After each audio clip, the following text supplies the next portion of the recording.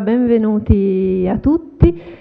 Io mi chiamo Beatrice Mautino, sono una giornalista scientifica e questa sera mi occuperò di coordinare questo incontro sui terremoti, un tema caldo di cui si discute tanto, organizzato dall'Istituto Veneto di Scienze, Lettere e Arti, che ringrazio per averci invitati qui e che organizza questo ciclo di incontri che si chiama Chiaramente Scienza. E noi questa sera cercheremo di fare chiarezza su questo tema difficile, su cui si fa tanta confusione, su cui c'è tanta anche speculazione. Lo faremo con due ospiti che adesso andrò a presentarvi, ma prima di presentarli vorrei raccontarvi una storia un po' sciocca.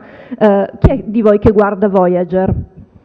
I ragazzi in sala, che almeno hanno il coraggio di dirlo, perché poi lo guardano anche gli adulti, però in genere i ragazzi hanno più coraggio. Nessuno guarda Voyager? Ah, troppo vicino, troppo lontano. Ah, non lo tengo. Ok. Chi guarda Voyager? Vabbè, io lo guardo. 3 anni fa Voyager aveva fatto una puntata speciale su un terremoto che sarebbe dovuto accadere a Roma, anzi avrebbe portato alla distruzione della città di Roma. Ovviamente nello stile Voyager, quindi si diceva, ma sì, forse, che cosa ci sarà di vero in queste previsioni che vengono fatte? Hanno fatto la trasmissione, c'è chi ha riso, in tantissimi hanno riso, l'hanno presa come se fosse una burla, e chi invece l'ha presa sul serio.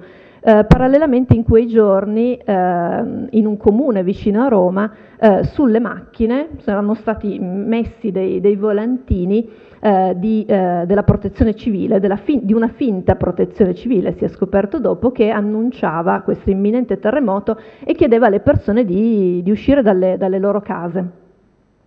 E quindi insomma poi c'è stata molta discussione all'epoca, siamo finiti su tutti i giornali internazionali, il New York Times, il Guardian, tutti ne hanno parlato, e quel giorno a Roma c'era appunto chi non ci ha dato peso, ha detto ma sì, insomma sono le solite cose alla Voyager, e chi invece si è preoccupato, tant'è che delle scuole sono state chiuse, molte persone non sono andate a lavorare, ci sono stati dei problemi. Il professore qua alla mia destra vive a Roma e probabilmente si ricorda il periodo. Io all'epoca dirigevo una rivista di un'associazione che si chiama CICAP, che è un'associazione fondata da Piero Angela tanti anni fa, insieme anche a Bruno Bozzetto che abbiamo visto là sopra, che si occupa di studiare i fenomeni paranormali, pseudoscientifici, smascherare le bufale. E noi abbiamo seguito questa vicenda facendo una cronaca in diretta di questo terremoto di Roma. È stata la giornata più noiosa della storia, perché ovviamente non è successo niente, però in quel giorno lì abbiamo potuto vedere come tantissime persone arrivassero poi a portare la loro idea su quello che sarebbe dovuto succedere. Questo è ovviamente una storia, se volete, un po' stupida, poi è finita ovviamente bene, non è successo niente. Però intorno ai terremoti abbiamo racconti ed esperienze di storie anche più pesanti. Il caso più eclatante è quello del terremoto dell'Aquila, no? Dove appunto ci sono delle persone che sostengono di averlo previsto, di non averlo previsto, insomma c'è parecchia discussione, e la gente comune, noi tutti, fanno davvero difficoltà a capire a chi credere, che cosa c'è di vero, si può davvero prevedere un terremoto o prevedere qualcosa, è possibile quali sono gli strumenti che la scienza oggi ci mette a disposizione per prevenire forse i danni da terremoto. Ora, questa iniziativa che ci ospita si chiama Chiaramente Scienze, quindi questa sera cercheremo di fare chiarezza su questo tema, cercando di descrivere il panorama in maniera più completa possibile degli studi attuali sui terremoti, e quindi useremo un approccio multidisciplinare. I due ospiti alla mia sinistra c'è una storica, la professoressa Guido Bono, che appunto è una storica, non è una geologa, si occupa di studiare, e lo vedremo nel corso della sua relazione, la storia dei terremoti, cercando di seguirli nel corso del tempo, perché, lo racconterà lei molto meglio di me, guardare il passato in qualche modo ci permette di capire il futuro, e quindi è uno strumento che ci permette di lavorare per la prevenzione, per in questo caso la previsione, mettendo sempre tantissime virgolette. Alla mia destra c'è il professor Doglioni, geologo della Sapienza di Roma, presidente fino a qualche giorno fa della Società Geologica Italiana, che si occupa, quindi una storica e un geologo, che sono due figure molto diverse, con una formazione molto diversa, che metteranno insieme le loro competenze per cercare di raccontare a voi e a chi ci segue anche in streaming sul sito dell'Istituto Veneto, cercheranno di raccontare qual è lo stato dell'arte delle conoscenze sui terremoti ad oggi. Faremo ovviamente un focus sulla regione che ci ospita, il Veneto, però quello che racconteremo del Veneto si può estendere ovviamente a tutto il territorio nazionale e in generale al tema dei terremoti. Quindi non so se siete già venuti a questo genere di incontri, la formula prevede che parlino per 20 minuti a testa e poi alla fine ci sarà un dibattito, quindi insomma preparatevi le domande e ne parleremo dopo. Quindi io lascio subito la parola alla professoressa Guido Bono, che Guido Boni, scusi, a me mi chiamano sempre Mautini e quindi la capisco. Scusi, prego. Sì, allora io mi occupo di terremoti, contrariamente a Voyager, di terremoti già accaduti, non solo accaduti in modo generico, ma attestati da fonti scritte, e su questo si è formata una neodisciplina che si chiama appunto sismologia storica. L'Italia è leader in questo settore, quindi noi possiamo, diciamo, pure esibire dei dati molto interessanti per tutta l'Italia, quindi oggi faremo invece il focus sul Veneto.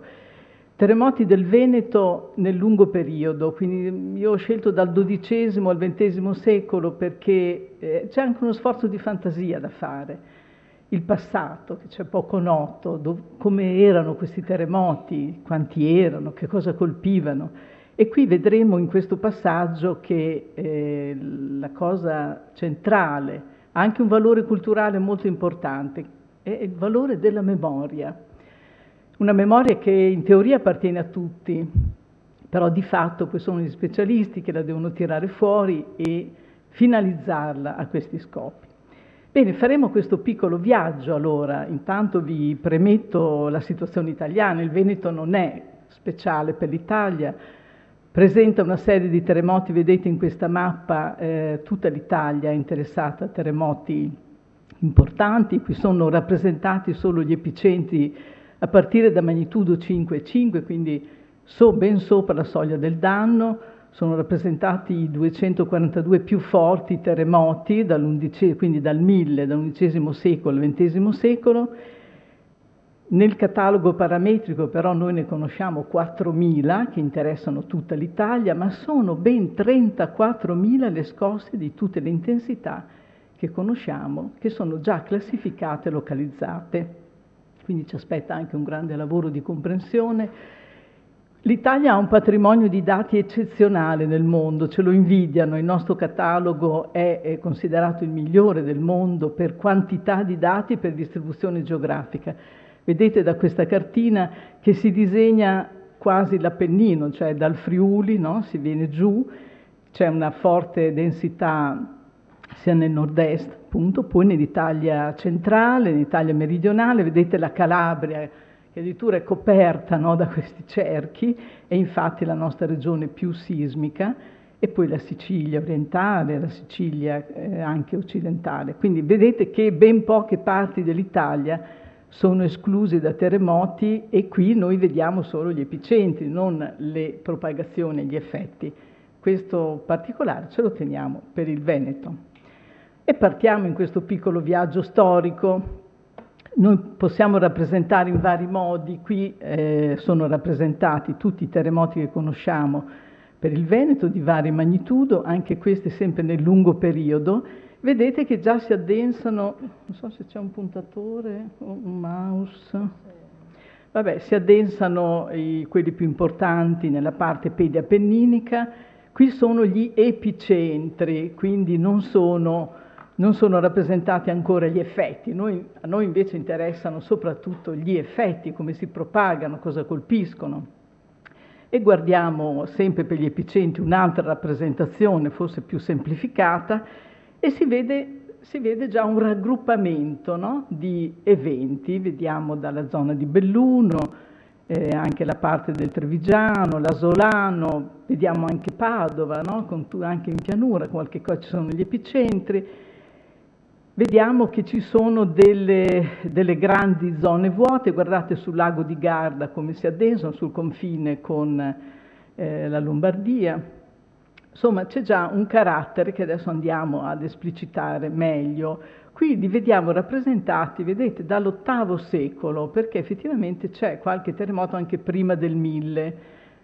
Io ho scelto però di partire dal XII secolo, dove abbiamo già gli impatti più importanti e meglio documentati. Premetto che faremo un excursus sui terremoti più importanti, perché non ci bastano i 20 minuti, quindi dobbiamo correre sulle emergenze.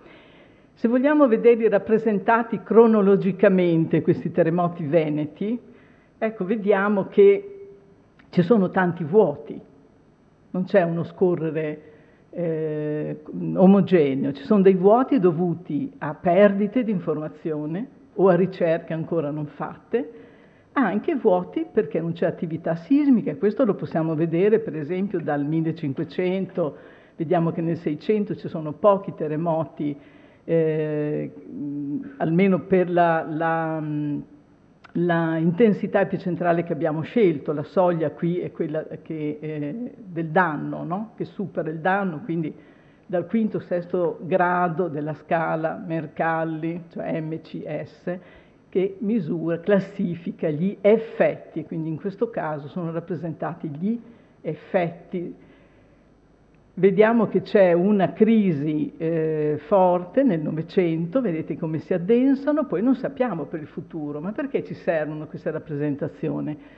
Perché, ci dicono i padri della geologia, c'è una certa stabilità nel lunghissimo periodo di questi fenomeni, per cui quello che succede in passato ci può dire quello che succederà nei prossimi secoli. Sono grandi indicazioni che comunque fanno emergere aree e caratteristiche. Ecco, qui invece vediamo gli effetti rappresentati, con colori diversi secondo la gravità degli effetti, dal 9° grado, che sono i colori viola, in giù. Ecco, qui vedete una cosa interessante, le propagazioni. Questa mappa ci fa vedere come quando viene un terremoto, no? L'area dei danni che crea, come poi si propagano. Guardate, anche in pianura, la pianura non è esente da questi effetti sismici importanti, ma dopo ne vedremo uno per uno. Questa è un'altra rappresentazione che ci dà un'idea raggruppata di dove sono i maggiori effetti per il Veneto. Ancora vedete che emerge il Bellunese, Asolo, la parte del Veronese, e poi sfuma verso la pianura. E poi nella parte del nord-est, ovviamente, qui è rappresentato anche il Friuli. E adesso partiamo con uno dei principali terremoti del Veneto, ma non solo del Veneto, perché è il terremoto storico più importante di tutta l'Italia settentrionale ed è accaduto il 3 gennaio 1117. Molti pensano che siano periodi vuoti di informazione, invece no, c'è tantissima informazione dovuta a una rete straordinaria degli annali monastici benedettini. I monaci nel Medioevo si spostavano moltissimo e le informazioni su quello che accadeva di importante venivano scritte negli annali dei conventi. Qui vedete che sono rappresentati 72 monasteri europei nei cui annali è segnato il terremoto del 1117 come un fatto importante. Questi dati sono già stati tutti pubblicati, quindi non mi preciso ancora di più il carattere di questi testi, che comunque sono testi straordinari per la memoria collettiva. Ma non solo gli annali, ci sono anche le pergamene. Se noi veniamo in Italia, ci sono negli archivi capitolari, negli archivi di Stato, ci sono queste pergamene. Guardate, in questa pergamena si ricorda un processo che è stato subito, e i testimoni ricordano il terremoto come un evento importante per la memoria del tempo. Ma non solo, c'è tutto il patrimonio epigrafico che è enorme per l'Italia settentrionale e per questo terremoto. Ci sono moltissime epigrafi nei corpi delle chiese che ricordano questo evento. Questa che vedete è un'epigrafe importante che sta a Nonantola, quindi questo terremoto che poi noi abbiamo ricostruito, perché dopo vedremo territorialmente l'epicentro e la sua espansione, ha lambito anche l'Alta Emilia, un terremoto molto importante come energia, e questa è un'epigrafe che scrive sotto una forma di indovinello che della chiesa di Nonantola di San Silvestro caddero le cime del Tempio, no? E lo dice molto bello in un latino medievale, molto interessante, facendo un indovinello anche sulla data.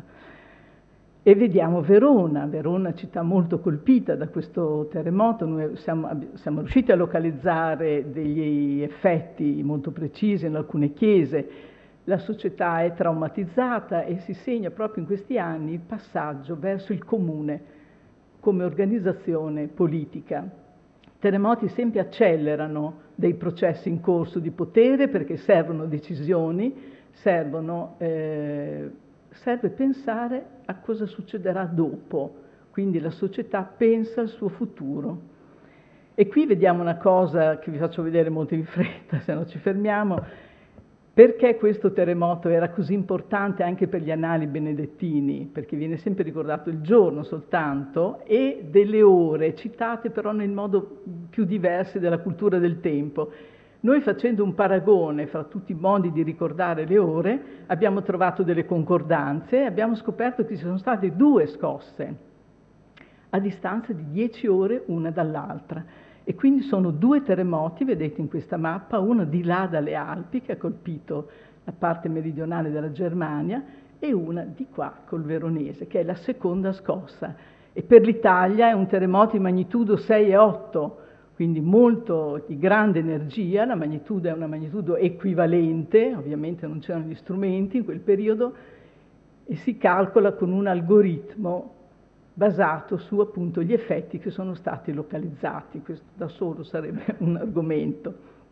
Quindi un terremoto famoso, però motivato anche dal fatto che sono stati 2 eventi a distanza di 10 ore. Bene, quindi qui c'è la rappresentazione di questo terremoto e vediamo che dal basso Veronese si propaga nella pianura, abbiamo detto, fino a lambire l'Alta Emilia. E adesso lo possiamo vedere rappresentato come prima. Vedete, noi abbiamo tanti punti viola perché sono gli effetti più gravi.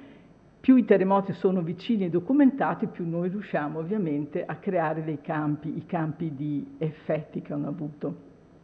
Procediamo nel tempo e poco dopo c'è un altro terremoto che interessa il Veneto, che però è di epicentro del Basso Bresciano e Lombardo. Quindi noi dobbiamo stare attenti non solo ai terremoti che hanno l'epicentro nella nostra regione, ma come anche si propagano da altri. Questo è un terremoto del 1222, magnitudo 6,2, importante perché se tornasse oggi questo terremoto, anche se nel Basso Bresciano, ci farebbe molti danni. E poi un altro terremoto sempre medievale, molto spesso dimenticato, è del 25 gennaio 1348, guardate anche questo sta in Carinzia, al confine fra il Friuli e l'Austria, un terremoto di alta energia anche questo, magnitudo 6,6, ed è interessante perché è ricordatissimo dalle fonti del tempo. E poi è l'anno della Grande Peste, quindi si sovrappone a questo evento poi tutto lo scenario tremendo della peste nera che ha colpito in Europa 1/3 della popolazione del tempo, quindi ha quasi spopolato le regioni europee. E questo è uno dei bellissimi che abbiamo usato anche come icona, no, di questo discorso. Guardate la tensione incredibile proprio legato a questo terremoto sul tipo di danni che hanno subito le case. È fatto con una specie di... ancora nel codice un po' apocalittico, lo vedete sulla sinistra, no? Con questi raggi, con queste evocazioni non terrene, però già con una comunicazione molto forte e realistica. Ecco cosa succede. Si è innescata anche una frana, quindi la tensione per capire perché le case cadono è sempre stata molto forte. In questa pittura c'è una sorta di ricomposizione di senso dell'evento. Ma perché succedono queste cose? E qui vediamo ancora, c'è Venezia colpita dal 1348, finora per quanto conosciamo oggi è il terremoto che ha fatto più danni a Venezia. Abbiamo un elenco di chiese danneggiate e ci sono stati anche dei crolli parziali importanti, quindi è un terremoto che ha segnato la città e che ovviamente lo segnerebbe ancora in modo drammatico se succedesse un evento simile. E questa è una grande epigrafe proprio di Venezia, che è nel portale della Scuola Grande della Carità. È un'epigrafe non facile da leggere e comincia proprio col racconto del terremoto del 1348 e poi si dilunga sulla cronaca della peste. Ecco che sono uniti questi due eventi estremi importantissimi che hanno avuto un impatto formidabile nella società del tempo. La memoria, il valore della memoria, di ricordare, ci consente oggi di capire quegli eventi e quelle situazioni di quegli impatti. Questa è una cartina dell'anno dopo, diciamo così, il 1349 avviene un grande terremoto nell'Italia centrale, sono probabilmente 4 scosse, 4 terremoti separati, vedete che è enorme l'area dell'impatto, 4 terremoti nel giro probabilmente di un mese, 10 giorni, un mese. Quindi anni terribili, 1348 e in mezzo la peste. Sono situazioni drammatiche, che noi abbiamo dimenticato, non ci sono nei libri di storia, no? Nessuno ce li racconta e sono eventi che hanno segnato le società del tempo. Ricordatevi che proprio con la peste nera è l'inizio, no? della raccolta del boccaccio, ed è un evento che marca moltissimo anche la letteratura di quegli anni. E poi facciamo un salto nel tempo, 1511, anche questo un terremoto che investe il Veneto, però viene al confine con la Slovenia, tra la Slovenia e il Friuli, un terremoto di alta energia, 6.8, sono energie che danno poi delle propagazioni molto forti sul territorio, soprattutto vedete verso la pianura. Che dire, ci sono tantissime, un terremoto che cade in un periodo drammatico anche per le situazioni sociali, rivolte di contadini, sanguinose, incendi, quindi il quadro degli impatti in parte si sovrappone con questa sorta di grandissima guerra sociale che è in corso. Terremoto drammatico da studiare, devo dire, perché fa capire come la fatica umana sia sempre messa alla prova. E in questo caso la natura, diciamo, con questo terremoto, aggiunge qualche cosa già a drammi sociali che sono queste rivolte di contadini, sanguinose, represse in una maniera feroce. E poi il 1695 di Asolo, erano quei puntini che vedevamo prima, e anche questo è un terremoto importante. Io faccio vedere solo quelli più forti, a un magnitudo 6,6, ci sono descrizioni di danni estremi, di sconvolgimento, un terremoto che raggiunge, vedete, anche Padova, Vicenza, Treviso, quindi si propaga nella pianura con molta forza. E per darvi un'idea di come i contemporanei volessero in qualche modo loro stessi segnare qualche cosa, vi faccio vedere questi graffiti che sono nell'affresco di San Zeno di Verona per ricordare questo terremoto del 1695. Hanno inciso loro sull'affresco il grande terremoto per ricordare qualche cosa. Erano persone qualsiasi, ci sono tante fonti scritte importanti per questo terremoto, in più anche questo modo di ricordare, diciamo, dei fedeli. E poi 1873, il Bellunese, uno dei grandi punti che vedevamo di aggregazione di danni di energie, un terremoto di magnitudo 6,3 ed è di intensità epicentrale 9 e 10, con rovine molto estese, soprattutto nei paesi del Bellunese. È stato un terremoto molto studiato dai sismologi, dai geologi da allora, e questo è un disegno abbastanza raro di questo Pirone e Taramelli che hanno fatto una missione sul campo, no? come anche si fa oggi quando viene un terremoto, e hanno descritto le grandi frane che ha causato, anche perché uno degli elementi indotti da questi terremoti in queste zone sono le frane. Questo succede poi a tutta Italia, perché avete visto che gli epicentri sono quasi tutti in zone appenniniche, e comunque loro hanno descritto, questi due autori, questi due sismologi ante litteram, hanno descritto gli effetti anche ambientali di questo terremoto. Vedete che era ancora una zona poco abitata, ma oggi noi facevamo dei riscontri, per esempio su parte di questa frana ci sono anche delle scuole. Le frane adesso sono ferme, la regione li sta monitorando, ma sono sempre attive. Questo ricordiamoci. È una realtà che ha dei suoi tempi e noi ne vediamo solo dei pezzetti. Queste sono alcune immagini di Belluno e di Conegliano. Quella di Belluno è stata pubblicata in un giornale inglese, non ho trovato io immagini italiane, e quello di destra è un edificio tutto puntellato, sembra non sia successo niente anche in quel palazzo, ma gli interni sono crollati, i solai hanno ceduto, e è una città profondamente lesionata per questo terremoto Belluno. E anche Conegliano, vedete, qui c'è la scena di una chiesa più isolata. E poi 1891 andiamo nel Veronese, ecco i punti, no, che emergevano. Questo è un terremoto più basso di energia, un magnitudo 5,7, però vedete la propagazione verso la pianura è molto forte, l'epicentro sta nella valle dell'Illasi, nel Veronese.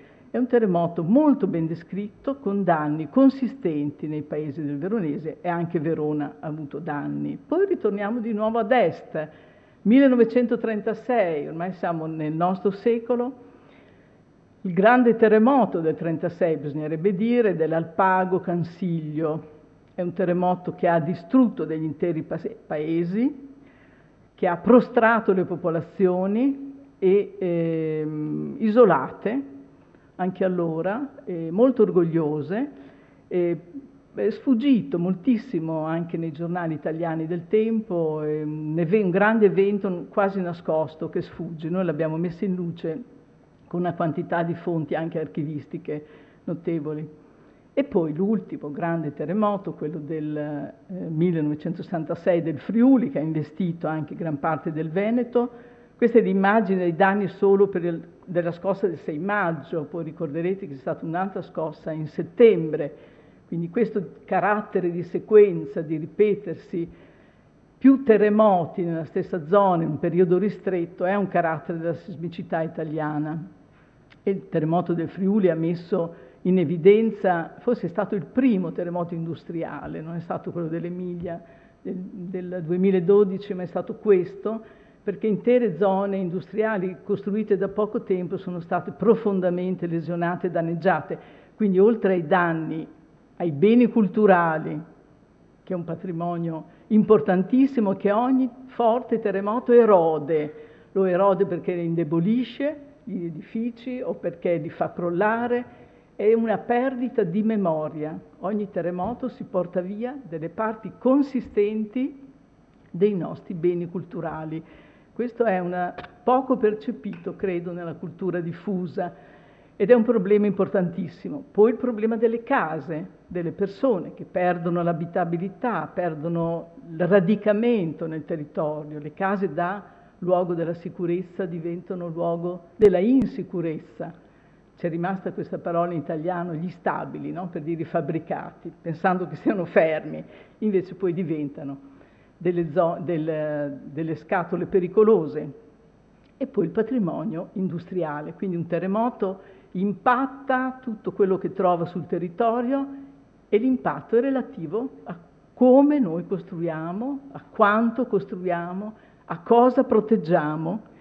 Quindi diciamo che se il terremoto è un fenomeno naturale, non dipende da noi, però gli effetti dipendono da noi, quindi è il disastro che dipende da noi, è questa interazione che va capita.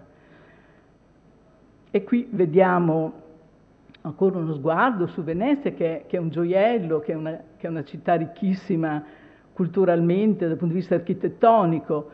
Vediamo qui il massimo diciamo, di intensità degli effetti, per quanto conosciamo oggi, sono dei 7 gradi, ma 7 gradi su città così vuole dire chiudere chiese, chiudere musei, sbarrare, mettere ponteggi, chiudere strade. Sono quindi degli effetti importanti per le città d'arte, molto, una sismicità molto simile a quella che ha anche Firenze.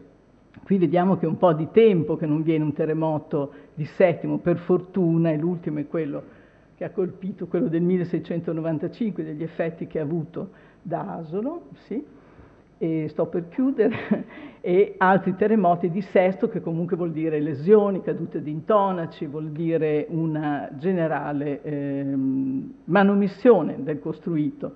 Qui vedete alcuni edifici colpiti nel 1976, che tutti i danni che poi ci si dimentica, ma che stanno nelle sovrintendenze, ci sono delle relazioni, quindi sarebbe importante, credo, conoscerli meglio, quindi lesioni che hanno attraversato interi cornicioni, crolli parziali, e questo è il tipico danno a Venezia.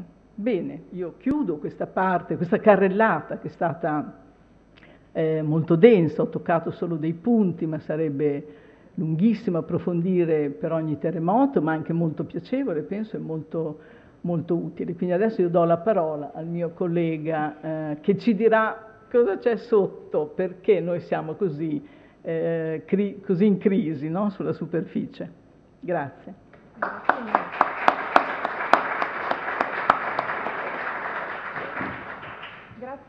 Grazie Emanuela Guidoboni. Sul tema di che cosa fare alla luce del fatto che i terremoti ci sono e che non possiamo fare nulla per impedire che accadano, torneremo nel corso del dibattito portando appunto altri spunti. Lascio quindi la parola al professor Doglioni, che ci spiegherà intanto che cosa sono i terremoti, come si studiano e che cosa è possibile fare oggi per, tra virgolette, prevederli. Buonasera a tutti. Prima avete sentito più volte la parola energia. I terremoti non sono altro che liberazione di energia. La Terra è un pianeta vivo e la dinamica delle placche, cioè gli elementi della litosfera che si muovono gli uni rispetto agli altri, evidenziano questa mobilità, questa vivacità, che poi è fondamentale anche per la vita, perché senza la tettonica delle placche non ci sarebbe l'alimentazione dell'atmosfera, non avremmo possibilità di avere vita sulla Terra. Quindi è un sistema integrato in cui i terremoti sono obiettivamente un elemento negativo per l'uomo, ma sono di fatto una parte che dimostra il funzionamento del meccanismo, della parte fredda più esterna della Terra. Ora, un terremoto si origina in un determinato punto della parte superficiale della Terra, si propagano le onde P, che sono le prime, sono le più veloci, arrivano le onde S, seconde, e poi partono delle onde superficiali che, vedete, passano proprio all'interfaccia tra la Terra solida e l'atmosfera. Per questo noi abbiamo in sostanza 4 tipi di onde, che sono chiamate onde di corpo, che sono quelle della Terra solida, e le onde di superficie, le onde P, le onde S. Le onde P contraggono la crosta e la rilasciano, le onde S, come vedete, fanno delle onde.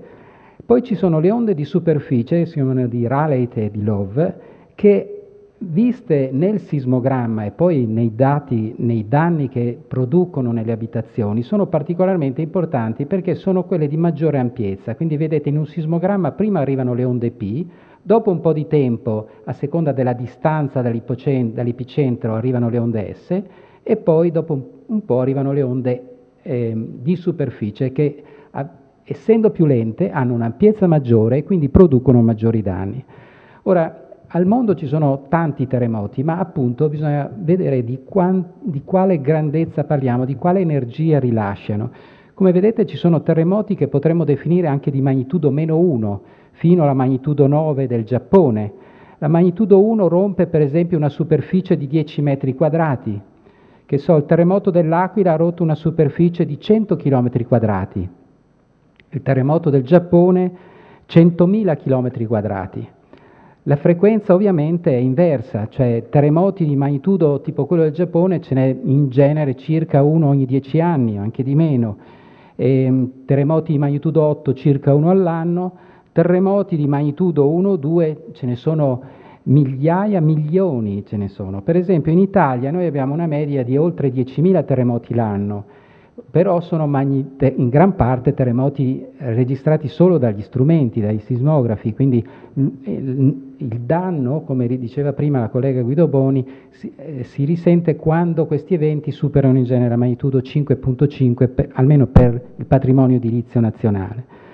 Quindi proviamo a vedere cosa succede nel Veneto. E il Veneto è una parte stritolata tra un insieme di catene montuose, le Dinaridi, le Alpi e gli Appennini, e Venezia in particolare si trova qui, in questa zona relativamente più stabile. E noi abbiamo nelle Alpi, nelle Dolomiti, delle bellissime rocce affioranti, per esempio qui vedete il Sas de Putia, vediamo delle rocce che troviamo praticamente identiche sotto l'Adriatico sepolte. E come mai questo? Perché le stesse rocce che sono scese al di sotto dell'Adriatico, sotto Venezia, sotto i nostri piedi, nelle Alpi Venete sono state sollevate dalla formazione della catena alpina, oppure qui sono state abbassate ancora dall'effetto degli Appennini. Cioè c'è una compressione in atto che ha raccorciato la crosta, la parte pellicolare in particolare, determinato queste grandi pieghe che corrispondono in buona parte anche proprio alle morfologie che vediamo, alle prealpi venete, alle vette feltrine, alle Dolomiti vere e proprie. Ora, in Italia è stato fatto un progetto, per esempio qui in collaborazione con austriaci e tedeschi, di un profilo sismico, cioè sono state fatte brillare delle forme, dell'energia per ricavare una sorta di ecografia del sottosuolo. E in questo profilo vedete che va più o meno da Monaco di Baviera a Venezia, vedete un po' come è fatta la catena alpina. Vediamo la placca europea che è inclinata e scende al di sotto della placca adriatica dove ci troviamo noi. Qui sotto è l'interpretazione, vedete che c'è una struttura a doppia vergenza, tutta in compressione. Questa è la zona tedesca, austriaco-tedesca, vicino a Monaco di Baviera qui davanti. Qui siamo a Venezia, qui ci sono le Dolomiti. Quindi questi sovrascorrimenti sono le faglie che hanno acconsentito a questo movimento, questo raccorciamento che vediamo espresso da questi piani segnati in rosso, al di sopra dei quali vedete queste pieghe che chiamiamo anticlinali, che rappresentano la storia con cui lentamente negli ultimi 30-40 milioni di anni questa zona è diventata più corta. E qui per esempio vediamo una serie di queste strutture che affiorano poco a nord di Treviso, le colline di Asolo, zone dove passano questi sovrascorrimenti. Vediamo una sezione che va più o meno dalla Valpusteria fino alla pianura veneta. Tutte queste linee rosse sono dei sovrascorrimenti, cioè quelle faglie che generano appunto i terremoti e che diventano via via più giovani andando dall'interno della catena verso l'esterno. In una sezione ancora più esterna, vediamo qui per esempio dalla zona di Cauria fino qui nel Vicentino, più a sud di Marostica, vedete una struttura di questo tipo con delle rocce profonde che vengono sollevate, una serie di faglie di sovrascorrimenti fino ad arrivare alla zona esterna della pianura veneta. Le vediamo molto bene in affioramento, qui siamo al Sas de Mura nelle vette feltrine. Leggiamo questa geologia, vediamo questa piega, questa anticlinale, e i piani rossi sono appunto le faglie.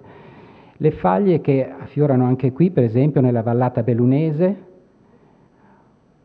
che sono immediatamente al di sotto di queste pieghe che vedete imponenti al di sotto delle vette feltrine. Si formano perché questo piano di sovrascorrimento gradualmente nel corso di milioni di anni è salito, al di sopra di questi si è formata questa anticlinale che troviamo emersa, erosa, quindi con le valli relative, ma la troviamo anche sepolta per esempio in Adriatico. Qui vedete poco a sud-est di Venezia una sezione sismica, sempre questa tomografia del sottosuolo, ecografia, in cui vediamo questa anticlinale che è attiva perché deforma i terreni più recenti.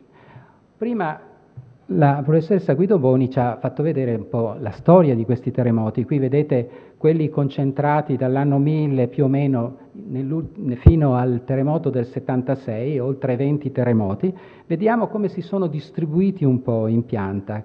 Il grande terremoto del 1117 che vedete, poi vedete una serie di eventi, questo è il fronte degli Appennini, mentre nella parte qui più meridionale, vicino a Ferrara, che è il fronte degli Appennini è sepolto sotto la pianura padana, vedete che il grosso dei terremoti si concentra nelle zone frontali della catena, cioè nelle zone dove cambia la topografia tra la montagna e la pianura.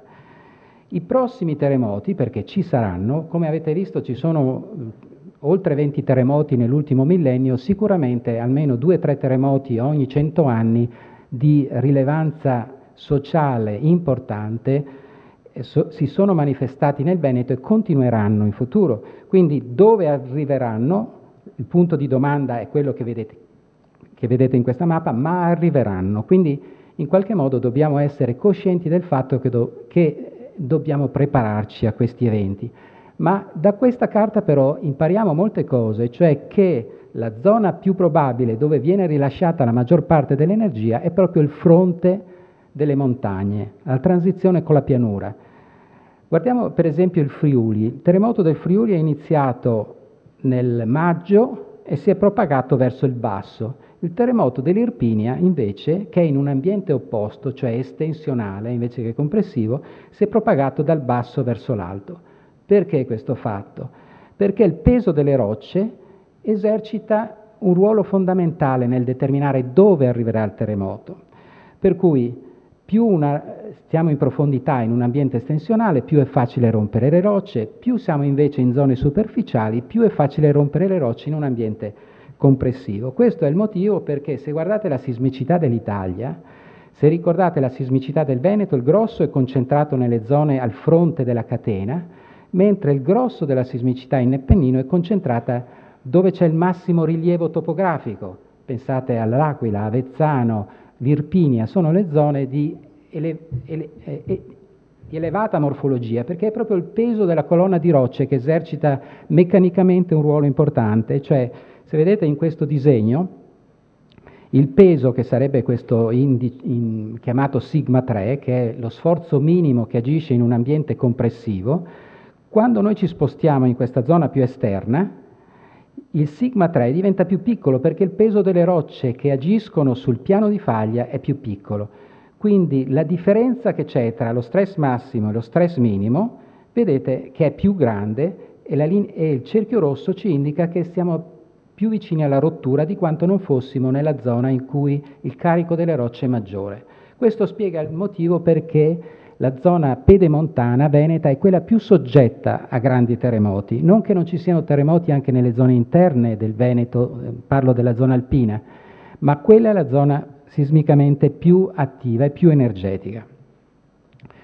Adesso vediamo una cosa molto semplice. Più si va in profondità, più aumenta la pressione.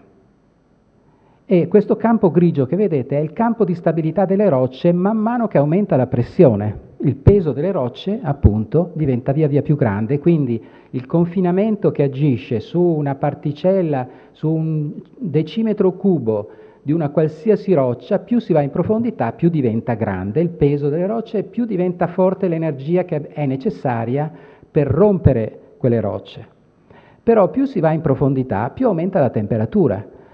Le rocce si comportano in modo esattamente opposto con la temperatura, cioè più aumenta la temperatura, più i legami molecolari si indeboliscono. Allora, queste due curve, che descrivono il campo di stabilità in rosso per la temperatura, in grigio per la pressione, si incrociano grosso modo a 15 km di profondità. E cosa succede in quella zona? Che a 15 km di profondità c'è la transizione tra un comportamento fragile, o se volete elastico, delle rocce, e la parte in cui le rocce invece si deformano in modo continuo, viscoso, duttile, plastico. Qui vedete la sismicità di una crosta normale, qui siamo in Turchia per esempio, vedete che queste due stelle indicano il terremoto di Izmit del 1999, vedete che il livello sismogenetico parte da questa profondità, cioè la parte sottostante è silente, la parte sopra invece è sismicamente rilevante. Questo perché la parte sopra è fragile, risponde agli effetti della temperatura. Allora proviamo a applicare questa conoscenza che abbiamo della crosta terrestre a un modello molto semplice, una faglia che parte dalla superficie e scende in profondità, attraversa la zona fragile e attraversa anche la zona duttile. Allora, nella parte sotto rossa il movimento è continuo, avviene in regime stazionario. Man mano che questa faglia in profondità si muove, però, necessita una ripartizione, crea un gradiente. In natura tutto è controllato da gradienti. Questo gradiente fa sì che si apra una zona chiamata di dilatanza nelle rocce e questa zona diventerà così debole, così fratturata, verrà riempita da fluidi, che a un certo punto non sarà più in grado di sostenere questo triangolo che sta al di sopra e questo triangolo cadrà. E questo è il caso, per esempio, di un terremoto per ambiente distensivo che chiamiamo per faglia normale. Quindi abbiamo la situazione pre-terremoto, sotto nella parte duttile un comportamento di deformazione continua, cioè tanta energia viene applicata, tanta deformazione si forma. Nella parte sovrastante invece la deformazione avviene a scatti, in modo episodico nel tempo. Quindi nell'intersismico che può durare 200, 300, 500 anni, forse anche di più, si crea un gradiente di pressione tra la parte fredda, superficiale, fragile, e la parte sottostante più calda che si deforma in maniera duttile. Quando questa zona sarà sufficientemente indebolita da non sostenere più il blocco sovrastante, cadrà e genererà il terremoto. Questo se siamo in un ambiente estensionale. Negli ambienti compressivi succede esattamente l'opposto, ma i punti di partenza sono gli stessi, cioè questa zona di transizione tra il fragile e il duttile è la zona in cui si accumula l'energia. Quindi questo triangolo rosso che vedete è una sorta di batteria in cui si è accumulata energia elastica, che nel momento in cui non è più in grado di accumulare ulteriormente energia, rilascerà dando il terremoto. Quindi noi abbiamo sostanzialmente due tipi di terremoto ed è importante iniziare a capire che i terremoti non sono tutti uguali, hanno energie diverse, hanno origini diverse. Quindi i terremoti che sono dovuti a ambienti estansionali si formano in zone di maggiore rilievo e sono legati principalmente alla gravità, cioè semplicemente un blocco di crosta che cade. Negli ambienti compressivi invece quello che domina è l'elasticità. Quindi viene accumulata energia elastica in questo triangolo di crosta che viene liberata nel momento in cui il gradiente di pressione è tale per cui la crosta superiore non è più in grado di assorbire questa energia. Quindi tanto più è profonda questa transizione tra la parte fragile, fredda e quella sottostante duttile, tanto più grande è il volume che viene coinvolto e tanto più grande è il volume, tanto più grande è la magnitudo. Quindi non è tanto la faglia il problema, ma quello che rilascia l'energia è il volume che si accumula al di sopra di una determinata faglia. Quindi, tanto per fare un esempio, se noi abbiamo un piccolo volume, abbiamo un piccolo terremoto, un grande volume, un terremoto maggiore. Quindi la dimensione della crosta coinvolta determina la magnitudo del terremoto. Negli ultimi decenni abbiamo la possibilità di vedere col GPS o con altre tecniche satellitari come si muovono i continenti, le placche e oramai le reti, le stazioni italiane sono abbastanza precise per darci delle informazioni molto, molto importanti. Guardate per esempio la zona dell'Appennino centrale, vedete nelle Marche e nell'Umbria, questi vettori ci indicano che il tasso di deformazione qui è molto alto. Qui invece il tasso di deformazione è molto basso. Sembrerà strano, ma il terremoto dell'Aquila è avvenuto proprio qui, dove il tasso di deformazione era basso. Perché? Perché era la zona dove si accumulava molta più energia. Quindi più è basso il tasso di deformazione in superficie, più vuol dire che in profondità si sta accumulando energia. Quindi noi adesso possiamo misurare tramite il GPS l'entità della deformazione, la si misura in nanostrain. Un nanostrain significa 1 millimetro ogni 1000 chilometri, e vedete che il terremoto dell'Aquila è avvenuto in una zona di basso di deformazione, poche decine di nanostrain. Durante il terremoto invece c'è stato un rimbalzo molto forte, elastico. Questo è il terremoto di Maule del Cile di 2010, e vedete che anche qui il terremoto è avvenuto in una zona di bassa deformazione. Allora noi possiamo verificare cosa sta succedendo in tutto l'areale italiano e anche nel Veneto. Quando questa linea rossa sale, vedete i millimetri l'anno sulla sinistra, vuol dire che c'è estensione, se si abbassa vuol dire che c'è compressione. Per esempio questa è una sezione che va dalla Toscana fino a Venezia, e vedete che l'Appennino è in estensione, poi c'è la parte frontale dell'Appennino in compressione che scende verso nord-est. Oppure in questa sezione tra il Friuli e il Veneto, vedete che questa zona è in compressione. Quanto è in compressione? Siamo sull'ordine dei 2 mm l'anno. 2 mm l'anno significa 20 centimetri per secolo. Quindi 1 millimetro l'anno significa 1 chilometro per milioni di anni. Più l'intervallo di tempo aumenta, più l'energia che viene accumulata è grande, più il movimento sarà maggiore al momento del terremoto. Quindi più questo raccorciamento è forte, meno viene sviluppato, si dissipa nel tempo, maggiore nel momento in cui avverrà la liberazione di energia, maggiore sarà il movimento, più grande sarà il volume che verrà coinvolto, maggiore sarà l'energia che verrà rilasciata. Allora, questa è una carta con gli andamenti GPS, per esempio, del nord-est. Vedete qui l'Appennino che si muove relativamente alla zona padana. Queste frecce sono più lunghe rispetto a queste, quindi c'è un raccorciamento. Anche queste frecce sono più lunghe rispetto a queste, quindi c'è raccorciamento. E cosa si vede? Per esempio tra Bologna e Ferrara rispetto a Rovigo vediamo che c'è un salto qui, c'è un raccorciamento anche qui di circa un paio di millimetri l'anno. Sulla base di questi dati, proprio qui all'Istituto Veneto, 5 anni fa, facemmo un convegno sulla geodinamica della placca adriatica, e in cui avevamo proposto che questa zona del Ferrarese e quest'altra del Veneto fossero le zone deputate per possibili prossimi terremoti, proprio perché sono le zone in cui c'era allora una bassa deformazione. Questo terremoto purtroppo è già avvenuto, quindi dobbiamo essere coscienti che anche nel Veneto prima o poi dovrà arrivare un altro terremoto per dissipare questa energia. Cosa abbiamo provato a calcolare anche? Sempre in funzione dell'entità della deformazione, sempre con questi nanostrain, la magnitudo. Vedete anche qui una correlazione molto importante, cioè più è forte la deformazione, per esempio 80-90 nanostrain, più è bassa la magnitudo. Viceversa, 20 nanostrain, qui ci sono i terremoti di magnitudo 6. Quindi vedete che la sismicità è tanto più forte, tanto più bassa è il tasso di deformazione. Quindi abbiamo un indicatore geografico che ci permette di dire dove ci saranno i prossimi terremoti di magnitudo maggiore, perché dove la deformazione è più bassa, maggiore è il gradiente di pressione che si sta accumulando.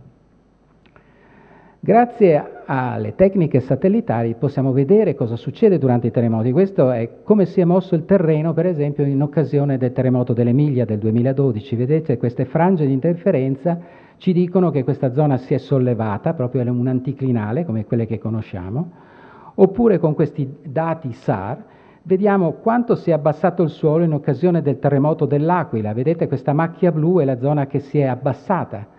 Però se notate questo studio fatto da questo gruppo di cinesi, vedete che a ottobre del 2008 non c'era nulla, ma l'inizio della sequenza è partito nel 2008 a novembre, è proseguito, è stato accompagnato da sismicità, è solo ad aprile che c'è stato il collasso del blocco di cui stavamo parlando, di quel triangolo di crosta superiore, ma è qualcosa che è iniziato mesi e mesi prima, con questa sismicità che cresceva nel tempo e con la topografia che gradualmente si abbassava. Poi c'è stato il terremoto che ha determinato la maggiore subsidenza e poi il rilassamento successivo.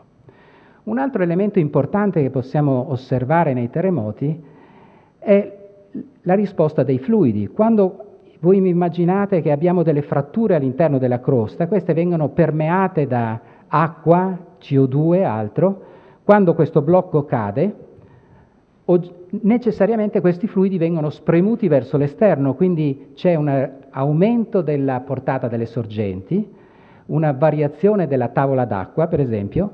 Vedete nel caso dell'Aquila, qui c'è stato un aumento prima dell'evento, e all'evento c'è stata una crescita di oltre 96 litri al secondo per la sorgente dell'Aquila. Viceversa, negli ambienti compressivi il comportamento è opposto. Quindi la cosa prima è capire che l'energia è diversa, i meccanismi sono interpretabili in maniera opposta a seconda dell'ambiente tettonico in cui ci troviamo, i fluidi reagiscono in maniera diversa. L'unica cosa simile che vediamo è che il tasso di deformazione è basso perché il gradiente di pressione sta aumentando. Mi fermerei qui intanto. Grazie.